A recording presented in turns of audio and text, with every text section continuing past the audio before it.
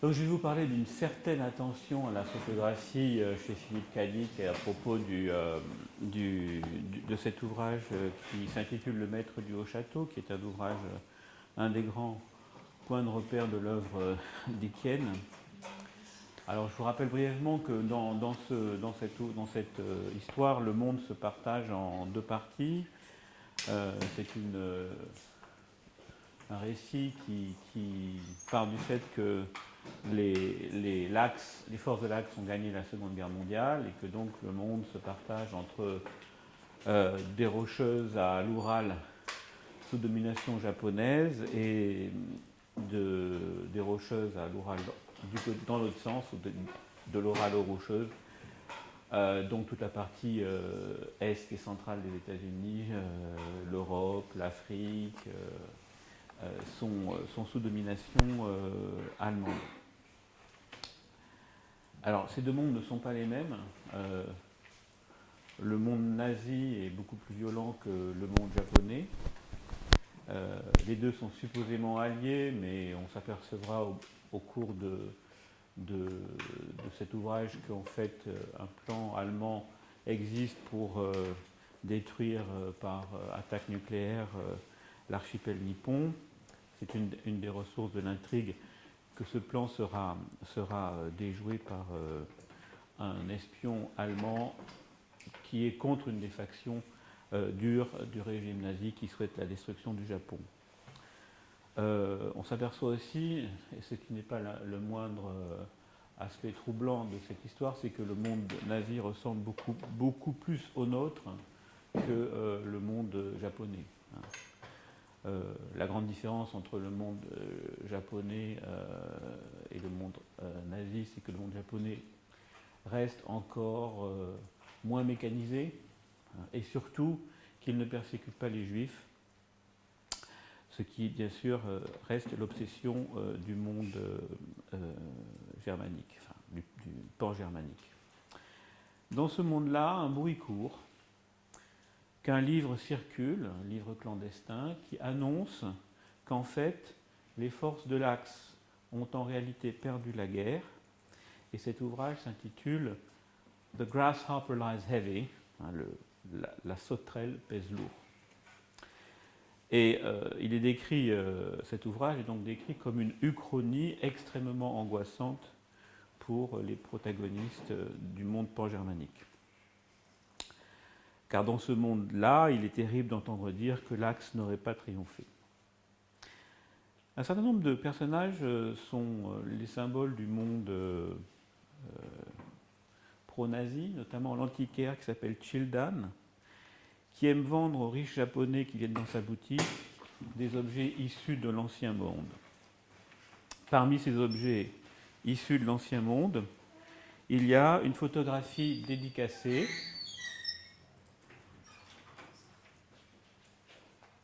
de Jean Harlow, du même type que celle que vous voyez, qui est le clou de la collection de Robert Childan.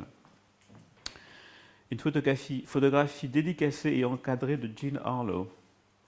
Alors je vous donne la phrase qui accompagne la chose. L'homme fut surpris, l'homme le regarda avec des yeux tout ronds lorsqu'il vit cette photographie, comme s'il avait porté des lunettes de piscine ou des lunettes protectrices de chantier.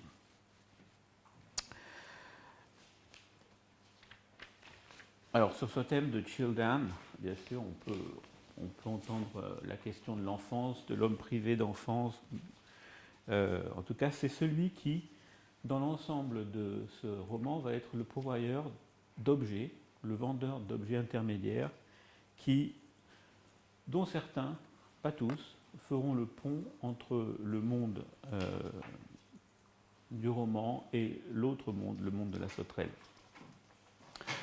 Et parmi elles, cette photographie. La seconde photo qui intéresse le roman est une photo de la guerre, une photo de soldats garrottés par des fils de fer barbelés.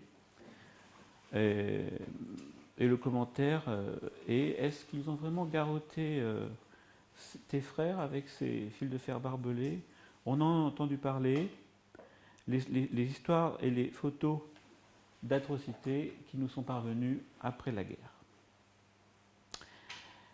Et enfin, une troisième photo est la photo de l'homme recherché qui s'appelle Frank Fink, qui est joaillier, inventeur de bijoux, qui est juif, qui est donc Jew, qui est un fabricant de jewels. Évidemment, cette affaire-là, cette paronomase est signifiante. Et qui est une photo intéressante parce que, en fait, il est peut-être juif, mais on n'arrive pas à voir qu'il l'est sur sa photo. He certainly was a Jew.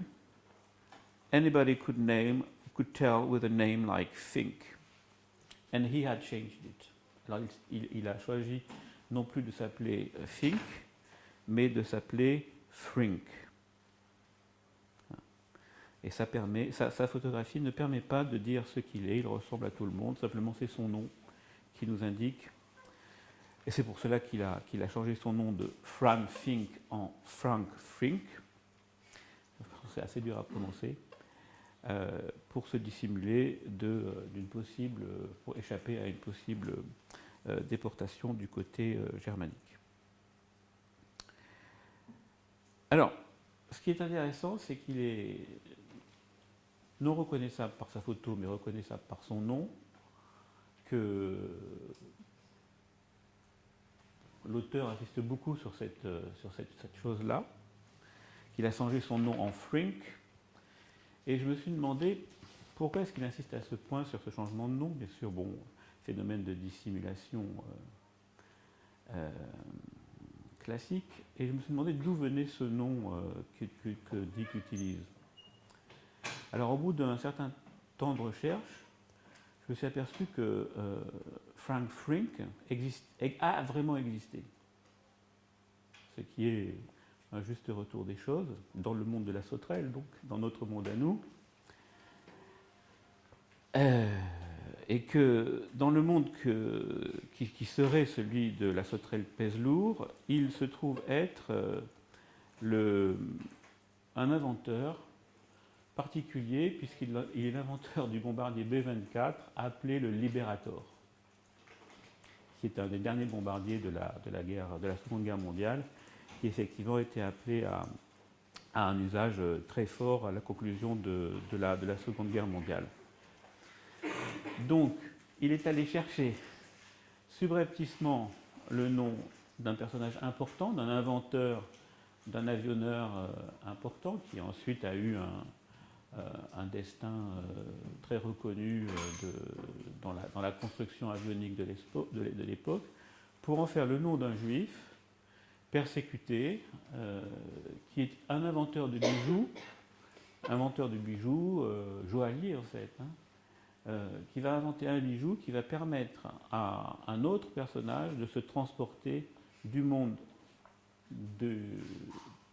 réel, entre guillemets, dans le monde de la sauterelle à la fin du roman. Donc c'est une des ironies, bien sûr, de la part de Philippe Cadic, qui explique bien à quel point il a voulu troubler son lecteur par l'invention de cette hypothèse d'un monde inversé. Alors, il s'est longuement expliqué sur ce qu'il a voulu faire dans Le Maître du Haut-Château. Dans Le Maître du Haut-Château,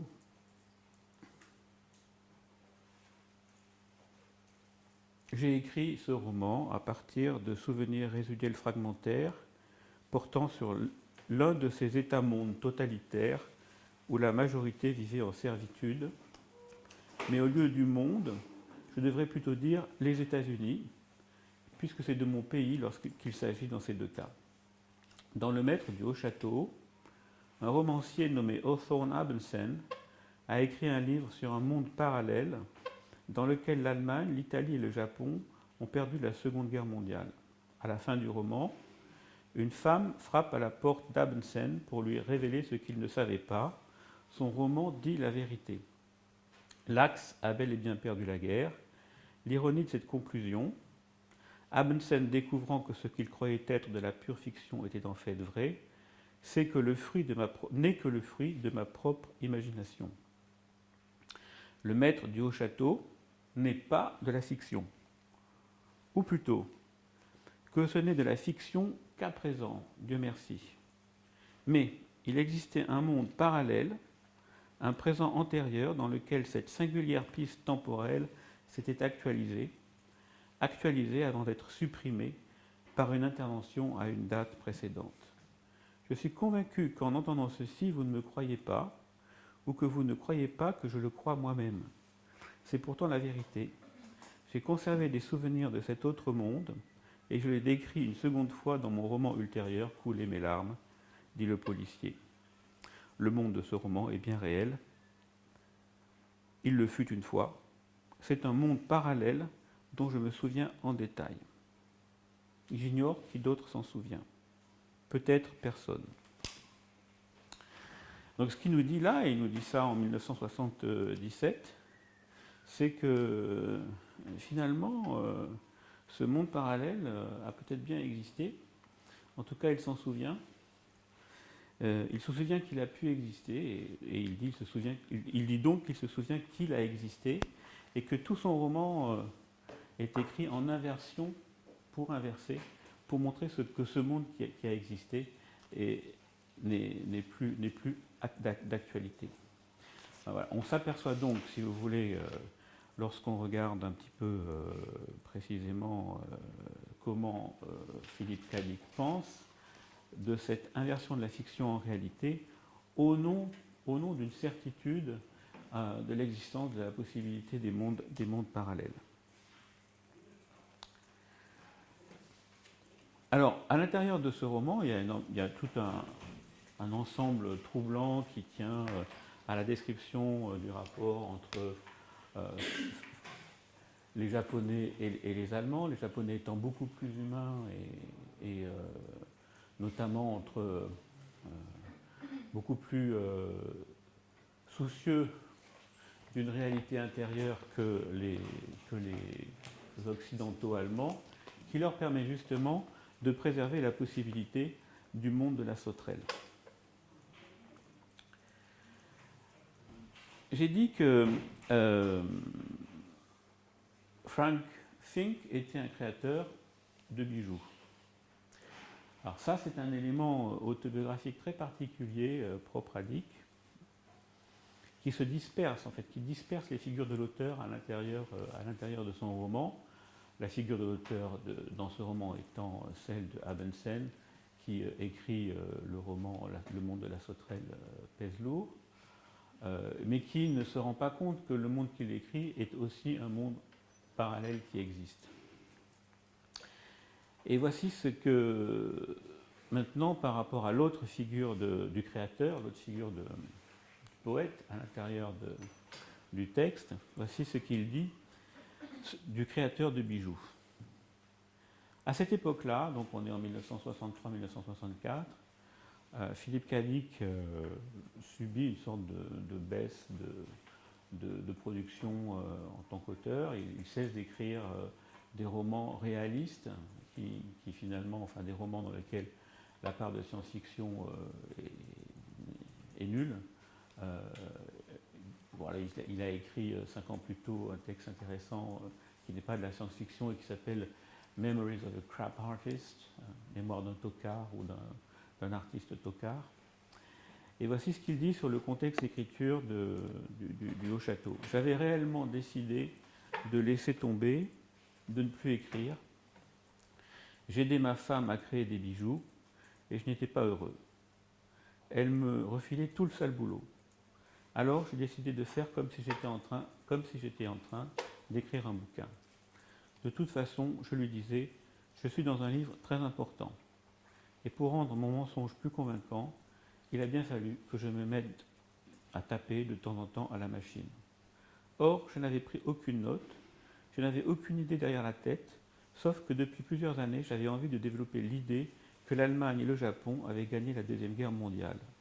Et c'est ainsi que je me suis mis à écrire directement, sans la moindre note, rien que pour me sortir de cette histoire de bijoux. C'est d'ailleurs pour ça que la création de bijoux occupe une telle place dans le roman. Et n'ayant pas pris de notes préalables, je ne savais pas du tout quelle direction prendrait le récit. Alors je me suis servi du Yiking pour construire l'intrigue. On se sert d'un système divinatoire chinois, d'origine chinoise, pour construire l'intrigue, pour savoir dans quel sens le récit doit se développer.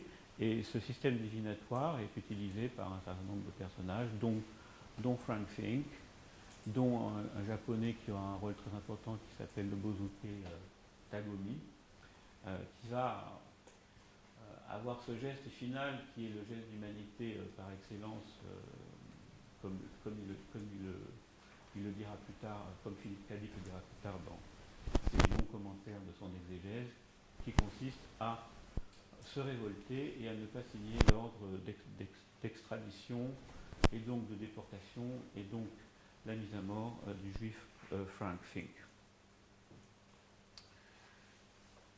Donc, ce qui est particulier dans ce roman-là, c'est qu'on est constamment en fait, dans un travail autobiographique encodé à l'intérieur de cette superposition des mondes, dans lequel à la fois le créateur d'œuvres d'art, à savoir le juif Frank Fink, est comme une version de Philippe Cadic, et dans lequel Philippe Cadic, qui dit qu'il s'ennuie à faire des bijoux, va donner à Fink, le créateur de bijoux, un rôle central, inversant les choses, de la même manière qu'il inversera les choses en faisant que soudain, il inversera la fiction en réalité, en faisant que soudain, Abensen, le créateur de La sauterelle pèse lourd, se voit arriver la femme de Frank, qui lui dira, mais en fait, si je comprends bien, votre monde, le monde que vous décrivez, est réel. C'est la femme du juif créateur de bijoux qui dira à l'auteur que son monde, en fait, n'est pas fictif, mais réel. Quatrième exemple d'utilisation de la photographie, il est fait mention à plusieurs reprises de photostats, c'est-à-dire type de photocopies, de dessins qui sont des modes de transmission entre l'Allemagne et le Japon. Alors qu'est-ce qu'un photostat? C'est une sorte de photographie qui sert à reproduire les documents, c'est l'ancêtre de la photocopie. C'est une grosse caméra photographique, une grosse caméra qui photographie le document et expose directement l'image obtenue sur des rouleaux avec du papier photographique sensibilisé, mais le papier photographique sensibilisé fait à peu près 100 mètres de long. Et un prisme optique est placé devant les lentilles qui permet de renverser l'image après l'exposition, le papier étant directement passé dans un bain fixateur, puis séché par un air chaud, permettant en fait d'obtenir un négatif de l'image qui est réutilisé pour réaliser des impressions en positif en très grand nombre et dans une très grande rapidité. Bon. Et en fait, c'est une méthode qui a été utilisée dès les années 1930 par les studios d'animation qui ont eu recours à cette technologie afin de simplifier leur production, ce qui permettait de reproduire les mouvements humains rapidement une fois qu'ils avaient été dessinés. Et les studios Disney ont fait usage de ce procédé, notamment pour parvenir à des effets de fluidité des corps et des décors dans Blanche-Neige, dans Cendrillon, et plus tard dans Cendrillon. Voilà. Alors il se trouve que Mickey a toujours été le personnage préféré d'Hitler dans le monde de la sauterelle, si vous voulez. Et un des points entre les deux mondes, entre le monde de la sauterelle et le monde, entre le vrai monde et le faux monde, ou ce faux monde qui est un vrai monde, passe par cette question de la photographie, qui est un statut ambigu, statut de dénonciation et à la fois de révélation des points communs entre les deux mondes.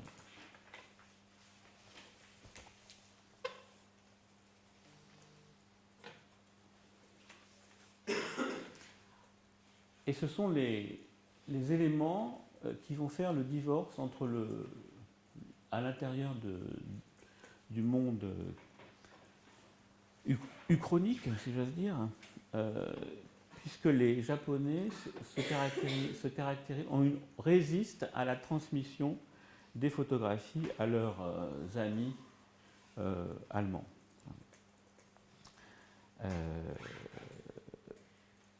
J'aimerais bien que vous me montriez ces photostats. Nous ne vous les montrerons pas. Voilà. Il y a ce moment où, dans le roman de Philippe Cadic, la transmission ou la non-transmission de la photo fait la différence entre le monde du Japon, qui reste humain, et le monde allemand, qui n'est pas... Et c'est pour ça qu'il y a une certaine fétichisation de cette photo de l'ancien monde, qui est la photo de Gina Harlow. Alors, l'autre point qui est très curieux, qu'on a du mal à comprendre, c'est que ce qui fait l'humanité des Japonais est qu'ils ont recours, dans les moments de trouble, à la question de la divination. Ils ont recours à l'utilisation du Yiking comme méthode de compréhension de ce qu'ils doivent faire, de ce qu'ils doivent arriver. Et au cours d'une de ces séances, Tagomi, qui est un personnage important puisque c'est un des grands commissaires du gouvernement japonais en Californie, ayant tué 2 agents allemands qui étaient venus pour liquider un espion qui était venu leur dire que les Allemands préparaient une attaque nucléaire contre le Japon, se trouve dans un tel trouble qu'il cherche à comprendre ce qu'il doit faire en utilisant les lois du Tao Te Ching. Et je vous lis le passage. Ces choses sont animées par quelque chose de neuf. La loi du Tao s'y exprime. Lorsque le yin a tout envahi, les premières traces de lumière naissent soudain dans les profondeurs les plus obscures. Nous le savons, nous l'avons déjà vu, comme je le vois maintenant. Il ne s'agit pourtant à mes yeux que de déchets. Je ne puis m'absorber à la manière de M. Childan, qui est un vendeur, le vendeur de ces photographies, de ces reliques de l'Ancien Monde. Un peu plus loin, il se met à courir en direction de l'extérieur, après la scène dans laquelle il a dû tuer 2 Allemands pour échapper à leur tentative de meurtre. Et on a un passage du roman qui est assez curieux parce qu'il est, la tentative de description d'une distorsion marquante des perceptions optiques. Je suis la ligne du regard, de la photographie et de la liaison, de la vision à l'intérieur de ce roman, et je lis ceci. Donc il s'enfuit, après le moment où il a tué ces 2 Allemands, il s'éloigna. Un rêve de fou, songea M. Tagomi, il faut que je me réveille. Où sont les cyclopousses aujourd'hui? Il pressa le pas. Tout ce qui m'entoure a quelque chose de morne, de brumeux, comme le monde de la mort. Ça sent le brûlé, sinistre et gris. Les immeubles, le trottoir, les gens, au rythme curieusement dur, et toujours pas de cyclopousse. Taxi, appela-t-il en continuant son chemin. Inutile. Des voitures, des bus, rien d'autre. Les voitures, gros broyeurs brutaux aux formes étrangères. Il évitait de les regarder, les yeux fixés droit devant lui. Distorsion particulièrement inquiétante de mes perceptions optiques. Perturbation affectant mon sens de l'espace. Horizon gauchi. Astigmatisme meurtrier. Happant sans prévenir. Il faut un instant de repos. Une buvette défraîchie, occupée par des blancs, exclusivement, sirotant leur consommation. M. Tagomi poussa les battants de bois, odeur de café, jukebox grotesque, braillard. L'arrivant fit la grimace en s'approchant du comptoir. Tous les tabourets, occupés par des blancs. Il poussa une exclamation. Plusieurs clients levèrent les yeux, mais aucun ne quitta sa place. Aucun ne la lui céda. Ils se remirent juste à boire. J'insiste, lança M. Tagomi d'une voix forte au premier à lui tomber sous la main. À vrai dire, il cria littéralement à l'oreille de l'inconnu. « Fais gaffe, Tojo !» répondit le blanc en posant sa tasse. M. Tagomi considéra les autres. Il le fixait d'un regard hostile sans bouger. L'après-vie du bardo Todol, songea-t-il. Les vents brûlants m'emportent je ne sais où, c'est une vision. Mais de quoi?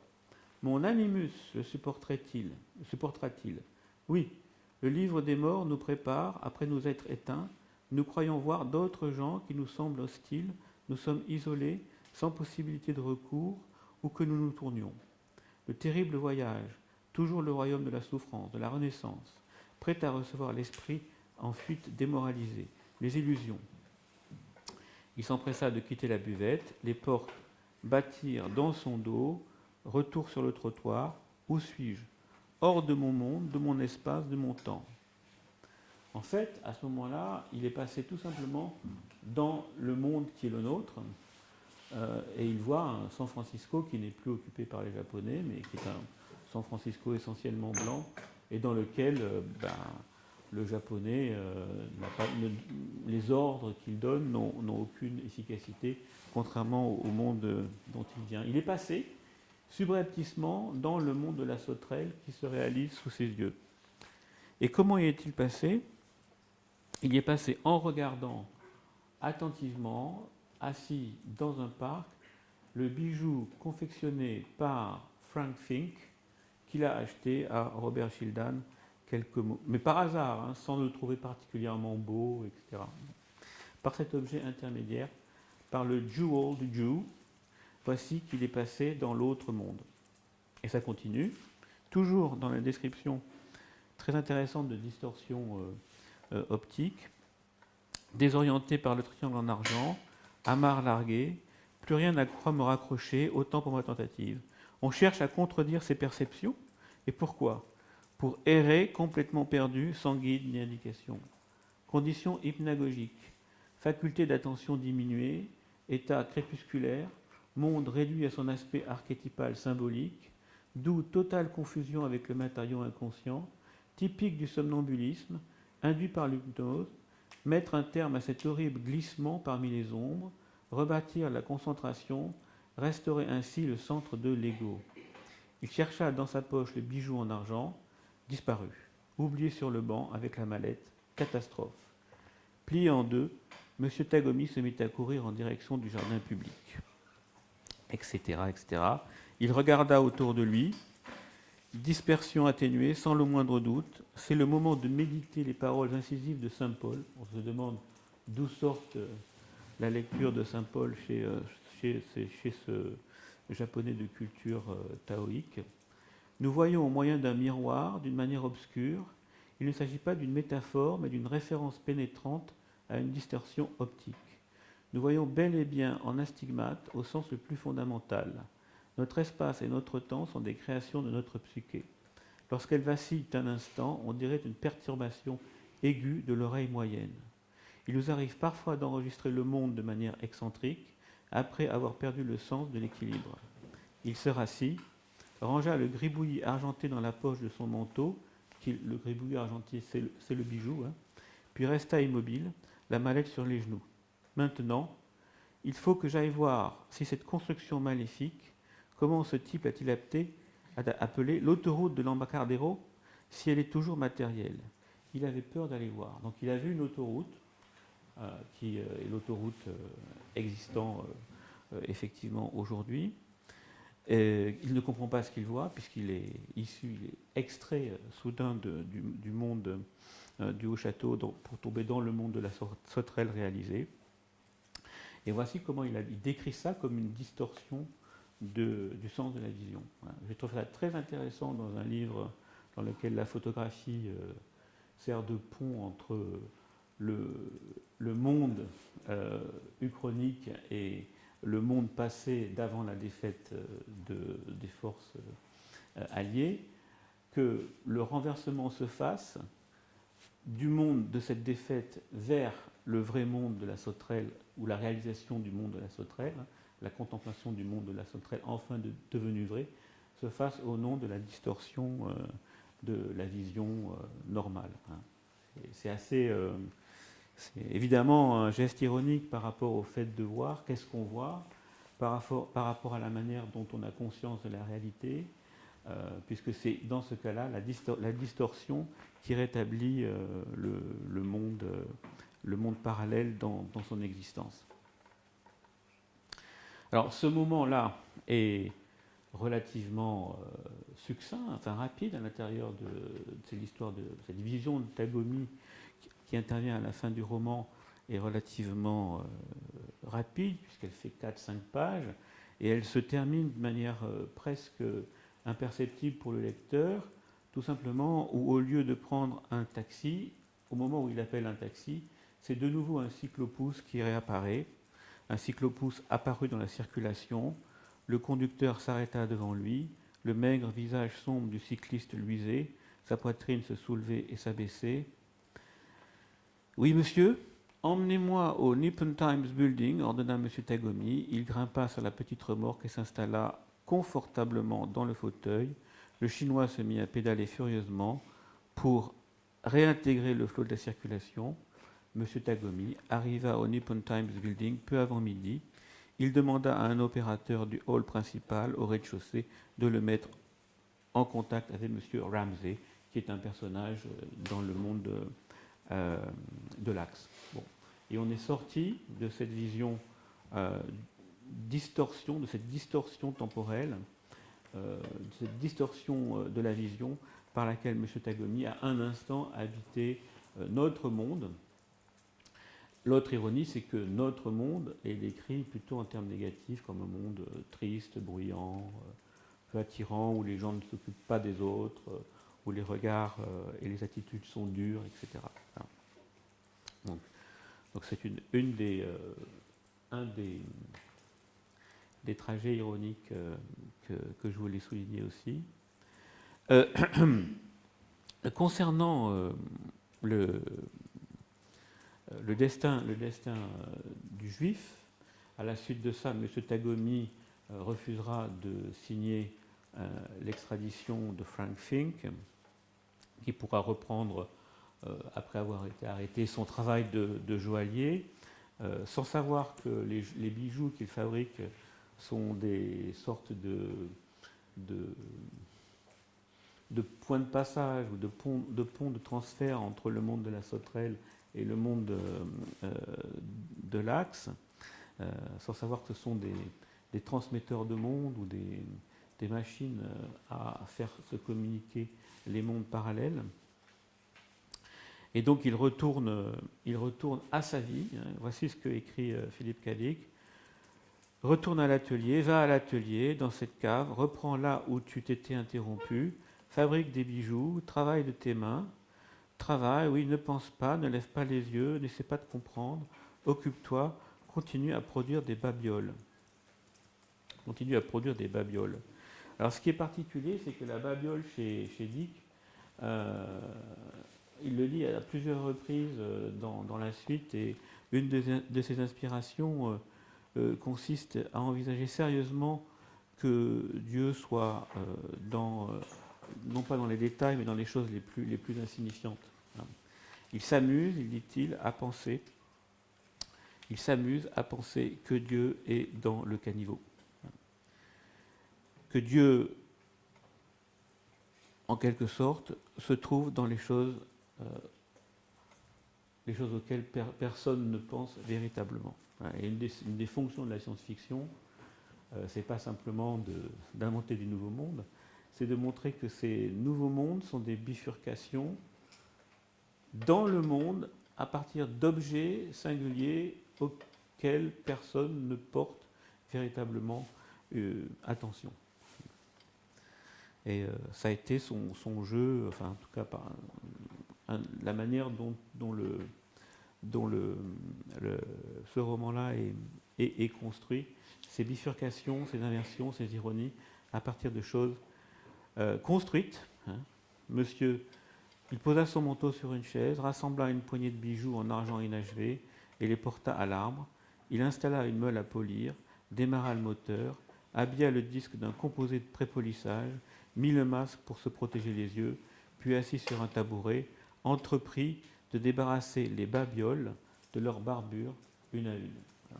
Alors, débarrasser les babioles, c'est-à-dire ces bijoux qui viennent juste d'être fondus, qui sortent du moule pour qu'ils soient polis, etc. En fait, c'est pas simplement construire une babiole, c'est construire les mondes, la possibilité des mondes alternatifs ou des mondes inversant les mondes, ou la possibilité de créer des mondes qui sont crus être des fictions, mais qui en réalité sont des mondes qui existent vraiment. Alors, vous allez me dire, on est en plein délire, on est en pleine science-fiction, etc. Moi, je pense que c'est malgré tout, c'est plus sérieux. C'est plus sérieux que ça en a l'air, enfin c'est plus grave que ça en a l'air, parce que, en quelque sorte, ça valorise, j'aime pas tellement ce mot, ça met en place des attitudes de détails mineurs qui en fait sont des constructions libératrices, émancipatrices d'humanité. Et qui sont pour Dick vraiment les refuges de l'humain par rapport à tout ce qui est la machine, par rapport à tout ce qui est cet humain qui n'est pas un homme et qu'il appelle, enfin cet humain qui n'est pas un homme et qui correspond à ce que lui demande l'ordinateur, ce que lui impose l'ordinateur, et qu'il appellera plus tard les androïdes. Et dans ce cas-là, les androïdes, ce sont les Allemands et les Japonais disciplinés, sauf quelques exemplaires d'humanité comme Tagomi, qui ne sera pas androïde au point de signer un arrêt l'arrêt de mort de Frank Fink. Il y a donc à l'intérieur de cette dystopie une sorte de vérité intérieure. Du moins, c'est des vocables qui interviennent à plusieurs reprises à la fin du roman. Des vérités intérieures qui font qu'on ne fait pas certaines choses, ou que ce que l'on fait sans y penser a plus de poids que l'on ne l'imagine. Alors, la vérité intérieure intervient à deux moments, c'est un terme qui intervient à deux moments dans le roman. Une première fois, lorsque Tagomi consulte l'oracle,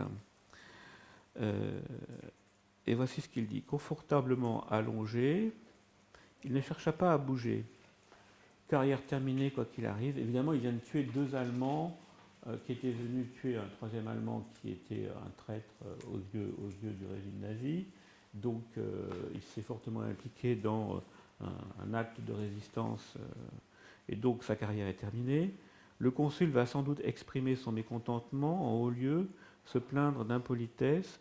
Peut-être en a-t-il le droit. De toute manière, le travail est fait. Ce que je peux m'appartit après à ceux de Tokyo et aux factions allemandes de jouer. La lutte me dépasse. Moi, qui croyais qu'il s'agissait juste de plastique, d'un grand commercial vendant des moules de plastique. L'oracle a deviné. Il m'a donné des indices, mais... Enlevez-lui la chemise, dit une voix. Sans doute le médecin de l'immeuble, un ton très autoritaire. Monsieur Tagomi sourit. C'est le ton qui fait tout. Alors là, il vient d'avoir une syncope, en fait, ce qu'il faut comprendre à son retour du monde vrai, du monde de la sauterelle, il vient d'avoir une syncope. Il vient, juste avant d'avoir la syncope, il vient de ne pas signer la lettre d'extradition de Frank Fink, donc il vient de sauver la vie de Frank Fink, et il en est là. Était-ce la réponse? Le mystère de l'organisme, le corps détenant son propre savoir. Il est temps de partir, au moins d'une certaine manière, un but que je dois accepter. Qu'avait donc dit l'oracle la dernière fois? Interrogé au bureau sur les deux morts ou mourants, 61, la vérité intérieure, le porc et le poisson, les animaux, les moins spirituels et par conséquent les plus difficiles à influencer.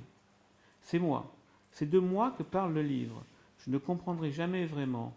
Telle est la nature des créatures de ce genre. Ou la vérité intérieure s'impose-t-elle maintenant dans ce qui m'arrive? Je vais attendre, je vais voir, lequel des deux? Les deux peut-être. Cette mention de la vérité intérieure se retrouve 20 lignes plus tard, lorsque la femme de Frank Fink annonce à l'auteur du livre Le monde de la sauterelle que son monde est vrai. C'est la lectrice qui vient annoncer à l'auteur que ce qu'il raconte est vrai.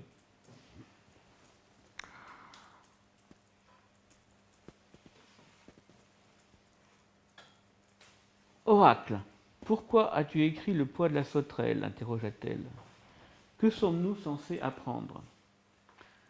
Quelle manière superstitieuse de formuler la chose, commenta son hôte. C'est déconcertant. C'est l'auteur qui parle à la lectrice. Toutefois, il s'accroupit pour assister au tirage. Allez-y, ajouta-t-il en tendant à Juliana 3 pièces de cuivre chinoise percées d'un trou central. Ce sont celles dont je me sers le plus souvent. Elle se mit à l'œuvre, très calme, très maîtresse d'elle-même. Il coucha au fur et à mesure les traits sur le papier. Soit en haut, toi en bas, le centre libre, annonça-t-il, les yeux baissés, lorsqu'elle eut lancé les pièces 6 fois de suite. Vous savez de quel hexagramme il s'agit? Demanda-t-elle. Sans la table, oui. Chung Fu, la vérité intérieure. Je n'ai pas besoin de la table non plus, et je sais ce qu'il signifie. Hawthorne releva la tête pour la regarder. Il arborait à présent une expression presque sauvage. Ça signifie que mon livre est vrai, hein? Oui, oui, acquiesça-t-elle. L'Allemagne et le Japon ont perdu la guerre? Insista-t-il d'un ton coléreux. Oui. Il renferma les 2 volumes et se releva sans mot dire. Même vous, vous refusez d'affronter la situation, reprit-elle. Il l'examina un moment, les yeux vides, tournés vers l'intérieur, comprit-elle. Il se concentrait sur son être propre, jusqu'à l'instant où son regard s'anima. Une fois de plus, il tressaillit en lâchant une sorte de grognement. Je ne suis sûr de rien. Il faut croire, répondit-elle. Il secoua la tête. Vous n'y arrivez pas, vous êtes sûr? Vous voulez que je vous signe un exemplaire du poids de la sauterelle? Juliana se releva elle aussi. Je pense que je vais y aller. Merci beaucoup. Je vous suis désolée si je vous ai gâché la soirée. C'était gentil à vous de m'accueillir, etc. Et elle s'en va.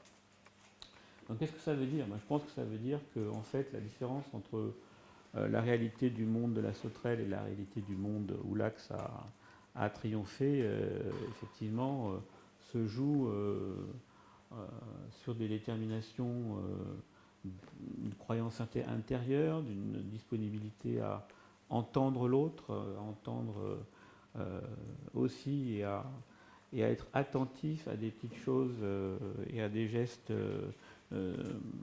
humains considérés comme mineurs. Hein. Tout est dans le ton, par exemple. C'est la dernière phrase de Tagomi avant qu'il sombre dans une sorte d'évanouissement. Donc il y a une sorte de profonde leçon humaine la différence se fait individuellement sur des certitudes intérieures, et c'est la manière même dont on agit inconsciemment, en fait. C'est ça qui est très curieux. Et toute l'ironie de cet ouvrage tient à ces constants renversements de perspective. Le monde vrai est vu à travers la distorsion, le monde photographié, le monde dans lequel la photographie devient quelque chose que l'on transmet, que l'on regarde, qui est la preuve quand elle est juive, etc. Donc le monde de la vraie photographie est en fait le monde policier. En même temps, ce monde divisé en 2 parties, entre d'un côté l'Axe et de l'autre côté le Japon, on s'aperçoit que le monde de l'Axe ressemble beaucoup plus au nôtre aujourd'hui, au monde réel, que le monde du Japon, qui reste extrêmement contemplatif, méditatif, et qui est capable de ne pas livrer l'homme juif, enfin qui continue à le protéger, etc., etc. Donc on a un système, à l'intérieur de cette dystopie, on a un système très subtil de critique, je dirais, oui, on pourrait dire une certaine éthique qui est mise en place et qui est, je trouve, extrêmement troublante lorsqu'on lit ce roman, parce que le passage de Tagomi à l'intérieur du monde de la sauterelle, on peut à la première lecture ne pas l'apercevoir, ne pas comprendre que la distorsion est en fait l'émergence du monde réel, parce que un des critères de l'écriture de Philippe Cadic, c'est qu'effectivement, il n'y a pas d'opposition. Il a réussi, en quelque sorte, à dépasser l'opposition entre écriture réaliste et écriture de science-fiction, à tel point qu'on a du mal à déterminer, à faire le partage entre la fiction, si vous voulez, et son utilisation en termes de compréhension réaliste du monde, de notre expérience, qui est en fait un horizon qui ne se laisse comprendre, qui ne se laisse aborder que si l'on va jusqu'à oser ces phénomènes de distorsion, de renversement, d'ironie, dans lequel l'humain se trouve en réalité. Et c'est pour moi tout le côté fascinant et profondément intéressant de cette entreprise littéraire de Philippe Cadic, d'avoir osé ce type de renversement, jouant avec l'invraisemblable et la possibilité, surtout la constante possibilité de ne pas comprendre, de ne pas saisir, en tout cas exactement ce qui a lieu au moment où... D'ailleurs, il le dit lui-même, il lui dit « J'ai aucun problème à écrire des romans qui ne sont pas vraisemblables ou dans lesquels, à un moment donné, la contradiction reste ouverte. Je n'ai pas peur de la contradiction ou de l'incompréhension ou de la non-clôture du roman sur eux-mêmes. Je n'ai pas peur que mes hypothèses soient absurdes. J'ai écrit plus de 30 romans et plus d'une centaine de nouvelles, et je n'ai toujours pas compris ce qu'était le réel. Un jour, une étudiante canadienne à l'université m'a demandé de définir la réalité pour un mémoire de philo qu'elle devait écrire. Elle voulait une réponse en une phrase. J'ai réfléchi à la question et j'ai répondu. La réalité, c'est ce qui, quand on cesse d'y croire, ne s'en va pas.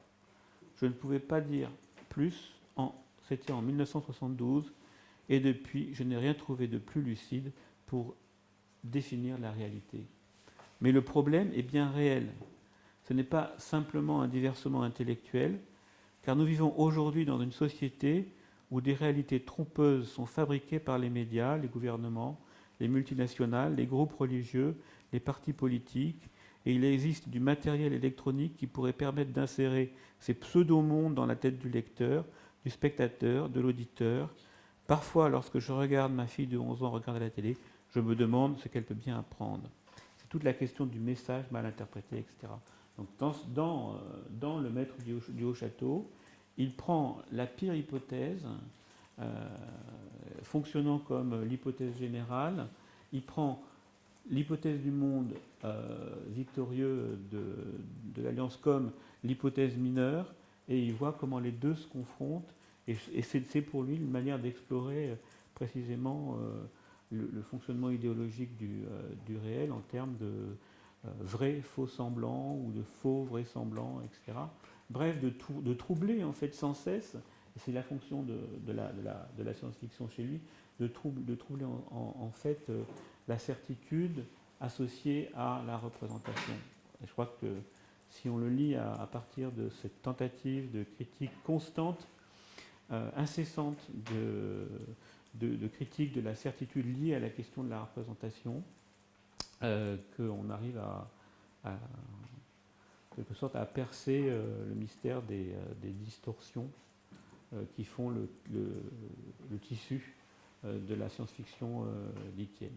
Voilà. Et je pensais que c'était peut-être utile à des gens qui s'intéressent à la photographie de voir ce que donc Philippe Cadic faisait de cette distorsion de la vision pour faire travailler cette distorsion à l'intérieur de la perception ou de la définition de la réalité ou de la croyance. Hein. Voilà. Je vous remercie.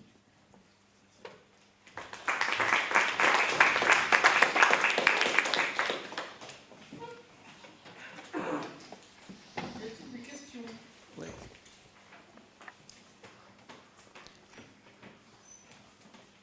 Non. Alors, je voulais juste vous faire, c'est un petit peu ironique, mais le fait que le roman soit associé à la question des bijoux, dans le monde de la sauterelle, ne sont pas tombés dans l'oreille d'un sourd, puisqu'il existe sur Internet ce qui s'appelle la Philip K. Dick Jewelry, qui est mise en ligne et en vente. Donc là, vous pouvez commander donc pour $20 les boucles d'oreilles de Blade Runner, et également la boucle d'oreille qui est particulièrement singulière puisqu'elle porte la date du 2 mars 1974, de février et mars 1974, qui est une période dans laquelle Dick a, sous l'effet d'une hypervitamination de son cortex cérébral, pense-t-il, ou d'une certaine fatigue liée à son mode de vie en général, a vu Dieu. Et il voit Dieu, il voit le Dieu en mouvement, la vie en mouvement, la vie c'est même pas un rêve, hein, c'est une vision véritablement, il le présente comme une vision, le monde se mettre en place, Dieu respirer dans le monde, former le monde, enfin. Et donc il voit ça en mars-avril 1974, et sa dernière grande œuvre, c'est l'exégèse de Philip K. Dick, qui a été traduite récemment, hein. Voilà, dans les 8 années qui lui restent à vivre, il va commenter cette vision de février-mars 1914, et c'est ce texte-là, qui est monumental, qui est un délire qui fait à peu près 1800 pages, et extrêmement intéressant, parce qu'il brasse toute la culture philosophique occidentale, d'une manière tout à fait surprenante, et qui accompagne, bien sûr, son désir, en quelque sorte, de percer l'illusion réalité ou l'illusion du réel, quoi. Et alors il faut bien sûr le prendre avec des pincettes, le prendre comme une œuvre d'imagination, d'imagination philosophique, d'imagination syncrétique. Enfin, ça fait beaucoup penser à certains textes de Nerval, sans la dimension tragique d'ailleurs, souvent. Et c'est vraiment impressionnant de voir comment chez lui un travail à la limite du délire fait apparaître vraiment des visions extrêmement saisissantes de notre réalité. Et dans Le Maître du Haut-Château, c'est clair que l'inversion joue à plein. Penser le monde à partir de la distorsion de l'image, c'est quelque chose qui est très particulier, quoi.